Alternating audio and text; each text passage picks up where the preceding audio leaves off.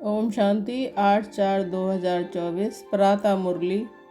ओम शांति। बाप दादा, मीठे बच्चे, इन आँखों से जो कुछ देखते हो ये सब ख़त्म हो जाना है, इसलिए इससे बेहद का बैराग बाप तुम्हारे लिए नई दुनिया बना रहे हैं। प्रश्न है, तुम बच्चों की साइलेंस में कौन सा रहस्य समाया हुआ है? उत्तर है, जब तुम साइलेंस में बैठते हो तो शांति धाम को याद करते हो। तुम जानते हो साइलेंस माना जीते जी मरना। यह बाप तुम्हें सद्गुरु के रूप में साइलेंस रहना सिखलाते हैं। तुम साइलेंस में रह अपने विकर्मों को दग्ध करते हो। तुम्हें ज्ञान है कि अब घर जाना है। दूसरे सत्संगों में शांति में बैठते हैं, लेकिन उन्हें शांति धाम का ज्ञान नहीं है। ओम शांति। मीठे मीठे सिकीले रूहानी बच्चों के प्रति शिव बाबा बोल रहे हैं। गीता में श्री कृष्ण बोले, लेकिन है शिव बाबा बोले। श्री कृष्ण को बाबा नहीं कह सकते। भारतवासियों को मालूम है कि पिता दो होते हैं, लौकिक और पारलौकिक। पारलौकिक को परमपिता कहा जाता है, लौकिक को परमपिता कह नहीं सकते। तुमको कोई लौकिक पिता नहीं समझाते हैं। पारलौकिक बाप पारलौकिक बच्चों को समझाते हैं। पहले पहले तुम जाते हो शांति धाम, जिसको तुम मुक्ति धाम, निर्वाण धाम व वानप्रस्थ भी कहते हो। अब बाप कहते हैं कि बच्चे, अब जाना है शांति धाम। सिर्फ उनको ही कहा जाता है टावर ऑफ साइलेंस। यहाँ बैठे हुए पहले पहले शांति में बैठना है। कोई भी सत्संग में पहले पहले शांति में बैठते हैं, परंतु उनको शांति धाम का ज्ञान नहीं है। बच्चे जानते हैं कि हम आत्माओं को इस पुराने शरीर को छोड़ घर जाना है। कोई भी समय शरीर छूट जाए, इसलिए अब बाप जो पढ़ाते हैं वह अच्छी रीति पढ़ना है। वह सुप्रीम टीचर भी हैं, सदगति दाता गुरु भी हैं। उनसे योग लगाना है। ये एक ही तीनों सर्विस करते हैं, ऐसे और कोई एक तीनों की सर्विस नहीं कर सकते। ये एक बाप साइलेंस भी सिखलाते हैं। जीते जी मरने को साइलेंस कहा जाता है। तुम जानते हो हमको अब शांतिधाम घर में जाना है। जब तक पवित्र आत्माएं नहीं बनी हैं, तब तक वापस घर कोई जा ना सके।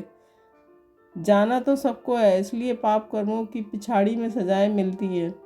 फिर पद भी भ्रष्ट हो जाता है। मानी और मोचरा भी खाना पड़ता है, क्योंकि माया से हारते हैं। बाप आते ही है माया पर जीत बनाने, परंतु गफलत से बाप को याद नहीं करते। यहाँ तो एक बाप को ही याद करना है। भक्ति मार्ग में भी बहुत भटकते हैं। जिनको माथा टेकते हैं उनको जानते नहीं हैं।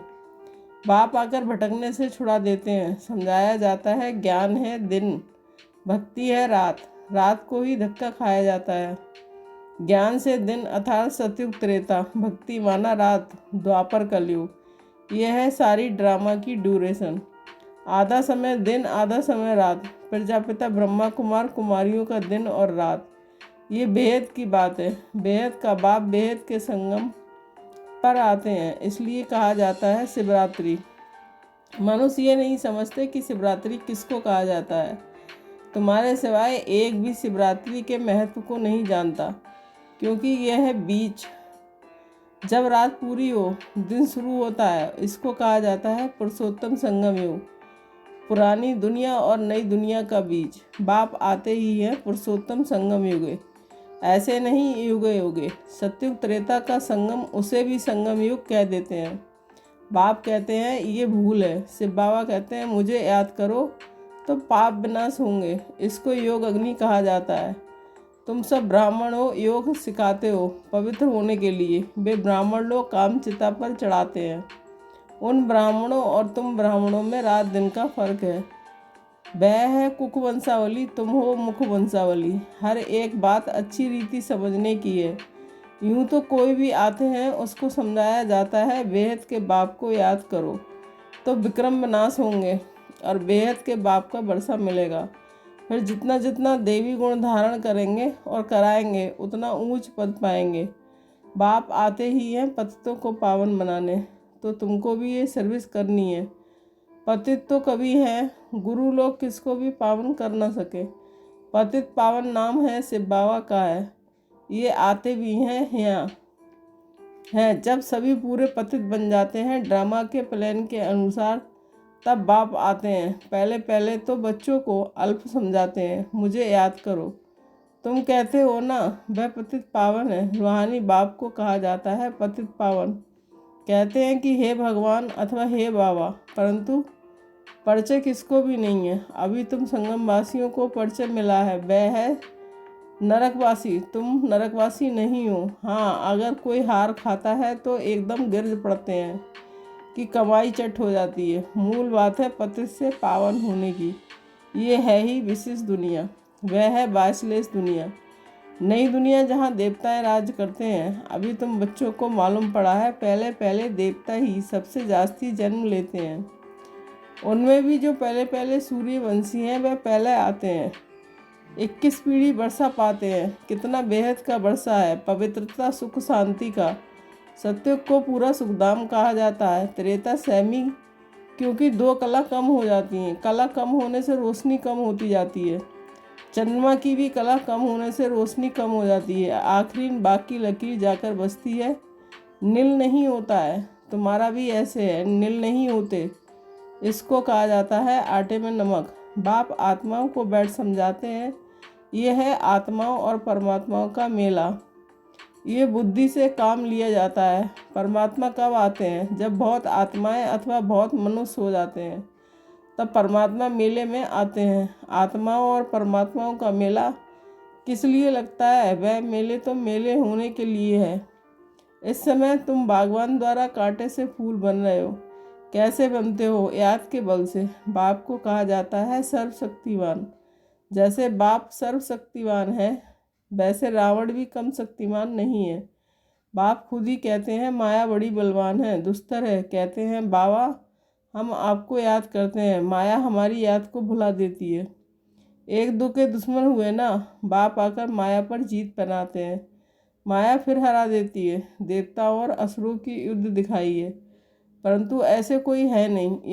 ये है, तुम बाप को याद करने से देवता बनते हो। माया याद में विघ्न डालती है, पढ़ाई में विघ्न नहीं डालती, याद में ही विघ्न पड़ते हैं। घड़ी घड़ी माया भुला देती है। देही अभिमानी बनने से माया का थप्पड़ लग जाता है। कामी जो होते हैं उनके लिए बहुत कड़े अक्षर कहे जाते हैं। ये है ही रावण राज। यहाँ भी समझाया जाता है पावन बनो, फिर भी बनते नहीं हैं। बाप कहते हैं बच्चे बेकार में मत जाओ, काला मुंह मत करो, फिर भी लिखते हैं बाबा माया ने हार खिला दी, अर्थात काला मुंह कर बैठे। गोरा और सामरा है ना, भिकारी काले और निर्विकारी गोरे होते हैं। श्याम सुंदर का भी अर्थ सिवाय तुम्हारे दुनिया में कोई नहीं जानते।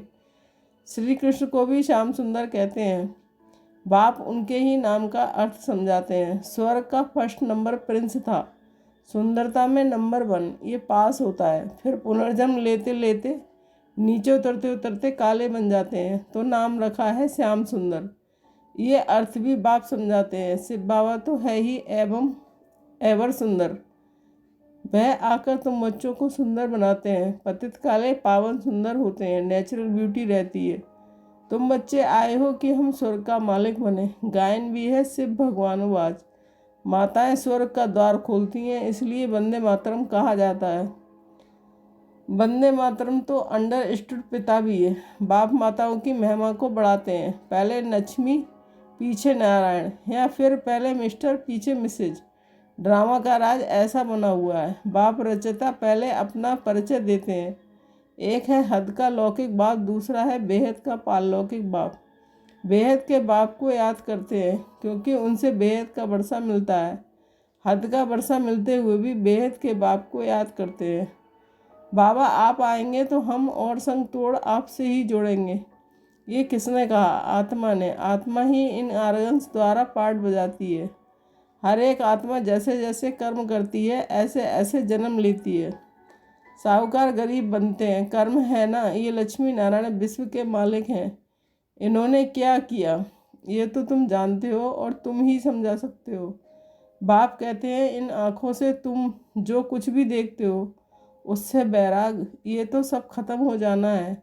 नया मकान बनाते हैं तो फिर पुराने से बैराग हो जाता है। बच्चे कहेंगे बाबा ने नया मकान बनाया है, हम उसमें जाएंगे।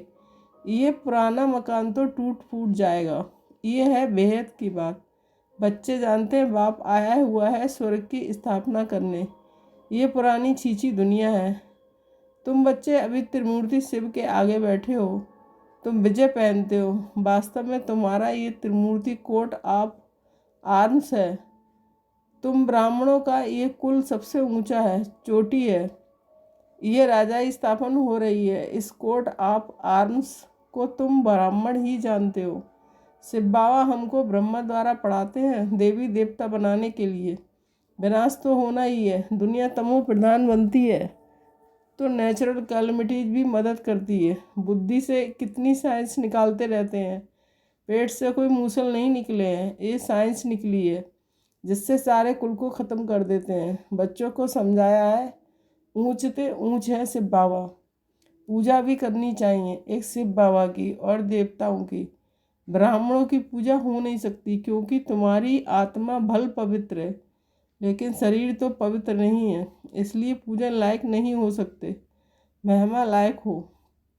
जब फिर तुम देवता बनते हो तो आत्मा भी पवित्र, शरीर भी नया पवित्र मिलता है। इस समय तुम महिमा लायक हो। वंदे मातरम गाया जाता है। माताओं की सेना ने क्या किया? माताओं ने ही श्रीमत पर ज्ञान दिया है। माताएं सबको श्रीमत पर ज्ञान देती हैं। माताएं सबको ज्ञान अमृत पिलाती हैं। यथार्थ रीति तुम ही समझते हो। शास्त्रों में तो बहुत कहानियाँ लिखी हुई हैं, वह बैठकर सुनाते हैं। तुम सत सत करते रहते हो। तुम ये बैठकर सुनाओ तो सत सत कहेंगे। अभी तो तुम सत सत नहीं कहेंगे। मनुष्य तो ऐसे पत्थर बुद्धि हैं जो सत सत कहते रहते हैं। गायन भी है पत्थर बुद्धि और पारस बुद्धि। पारस बुद्धि माना पारसनाथ। नेपाल में कहते हैं पारसनाथ का चित्र है। पारसपुरी नाथ का ये लक्ष्मी नारायण है, उन्हों की डायनेस्टी है। अब मूल बात रचयिता और रचना के राज को जानना है, जिनके लिए ऋषि मुनि भी नेति नेति करते गए। अभी तुम बाप द्वारा सब कुछ जानते हो, अर्थात आस्तिक बनते हो। माया रावण नास्तिक बनाती है। अच्छा मीठे मीठे शकीले बच्चों के प्रति माता पिता बाप दादा का याद प्यार और गुड मॉर्निंग। रूहानी बाप की रूहानी बच्चों को नमस्ते। हम रूहानी बच्चों की रूहानी माता पिता बाप दादा को याद प्यार गुड मॉर्निंग, नमस्ते नमस्ते। शुक्रिया बाबा, शुक्रिया। धारणा के लिए मुख्य सार 1 पॉइंट। सदा स्मृति रहे कि हम ब्रह्मा मुख वंशावली ब्राह्मण हैं। हमारा सबसे ऊंच कुल है। हमें पवित्र बनना और बनाना है। पवित्र पावन बाप का मददगार बनना है। 2 पॉइंट। याद में कभी गफलत नहीं करना है। देह अभिमान के कारण ही माया याद में विघ्न डालती है, इसलिए पहले देह अभिमान को छोड़ना है। योग अग्नि द्वारा पाप नाश करने हैं। वरदान। साधनों की प्रवृत्ति में रहते कमल फूल समान न्यारे और प्यारे रहने वाले बेहद के बैरागी भव। स्पष्टीकरण। साधन मिले हैं तो उन्हें बड़े दिल से यूज करो। ये साधन है ही आपके लिए, लेकिन साधना को मर्ज नहीं करो, पूरा बैलेंस हो। साधन बुरे नहीं हैं। साधना तो आपके कर्म का, योग का फल है, लेकिन साधन की प्रवृत्ति में रहते कमल पुष्प समान न्यारे और बाप के प्यारे बनो। यूज करते हुए उन्हों के प्रभाव में नहीं आओ। साधनों में बेहद की वैराग वृत्ति मर्ज ना हो। पहले स्वयं में इसे इमर्ज करो, फिर विश्व में वायुमंडल फैलाओ। स्लोगन।